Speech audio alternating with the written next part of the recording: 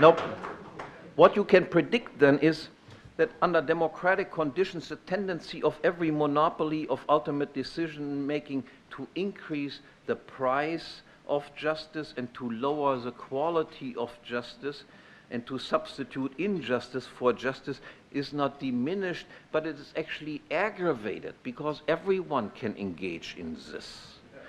As a hereditary monopolist, now I come to some interesting differences between monarchy and democracy.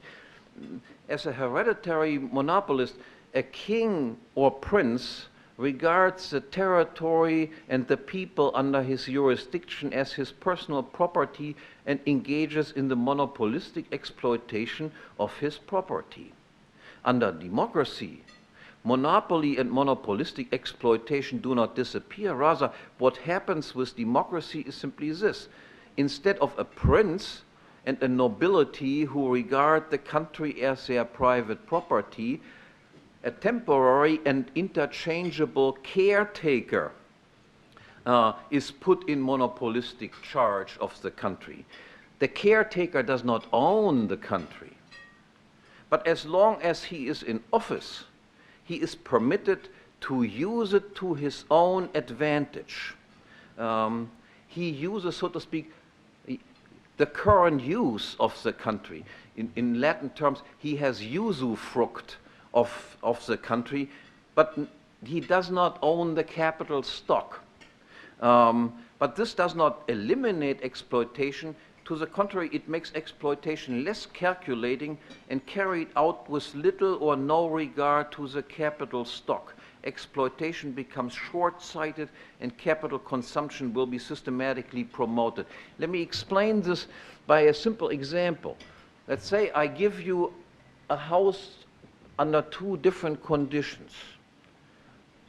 In one case I say, I make you the owner of this house. You can sell the house in the market. You can pass it on to future generations.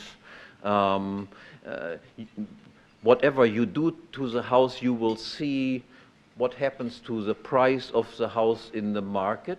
And in the other case, I say, here you have the identical house, and you are made for 4 years a caretaker of this house.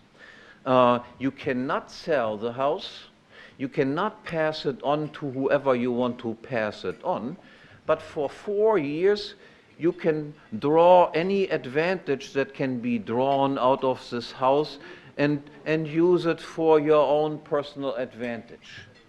Now ask yourself, will you act differently in these two different scenarios? And the answer is, of course you will act very differently. In one case, you will try to preserve the capital value of the house for the reason that you might want to pass it on to a future generation, or for the reason that you might want to sell it for as high a market price as you get. You will also take into consideration what are the repercussions of my actions that I perform with the house in terms of, will this drop the market value of my house or will that increase the market value of my house? But if you just are a 4-year, 8-year caretaker of the house, you will give a damn what happens to the capital value of the house. You will try to loot the capital value as quickly as possible, because after 4 or 8 years you have no chance whatsoever anymore to do it. So this is one fundamental difference between the activities of kings and the activities of democratic politicians. But there is even more to this.